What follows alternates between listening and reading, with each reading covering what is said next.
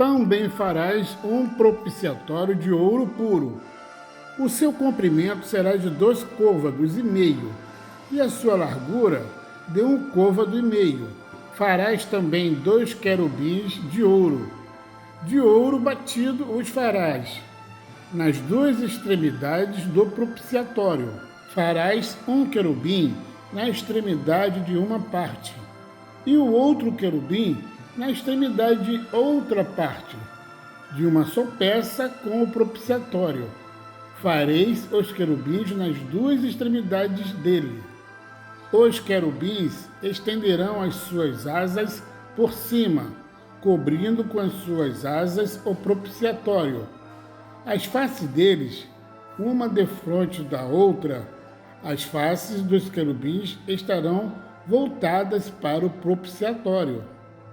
E porás o propiciatório em cima da arca, depois que houveres posto na arca o testemunho que eu te darei. E ali virei a ti, e falarei contigo de cima do propiciatório, do meio dos 2 querubins, que estão sobre a arca do testemunho, tudo o que eu te ordenar para os filhos de Israel. O que é o propiciatório? Esta passagem bíblica de Êxodo, capítulo 25, dos versículos 17 ao 22, nos dão a resposta. Descrevem a construção do propiciatório e dos querubins de ouro, que formariam a tampa da Arca da Aliança. E Deus afirmou que falaria com Moisés do propiciatório, ou cobertura da expiação.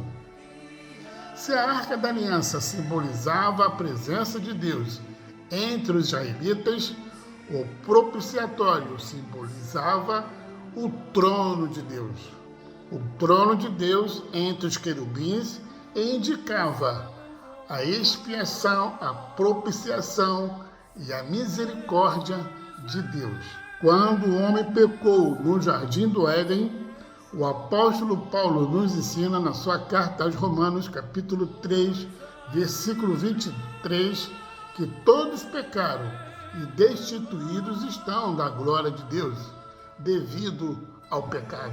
E para a condenação eterna do homem, Deus mesmo, no seu infinito amor, providenciou a solução, a expiação e a propiciação.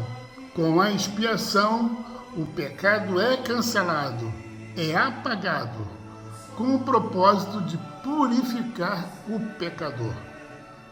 O apóstolo Paulo também nos ensina, na sua primeira carta aos Coríntios, capítulo 6, versículos 9 a 10, uma lista dos pecados que não entrarão no reino de Deus, numa clara indicação de que no reino de Deus não entrará pecado. Daí a necessidade da santificação para a nossa vida. E a propiciação?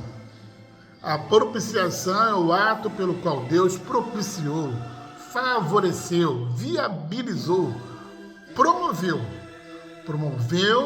para que o homem fosse justificado. E o homem se torna justificado em Cristo Jesus. O homem se torna justificado quando o Senhor Jesus pagou o preço do pecado, morrendo na cruz, no lugar desse homem. E o homem então se fez reconciliado com Deus, de acordo com a carta do apóstolo Paulo, na continuação de Romanos capítulo 3, agora nos versículos 25 até o 28.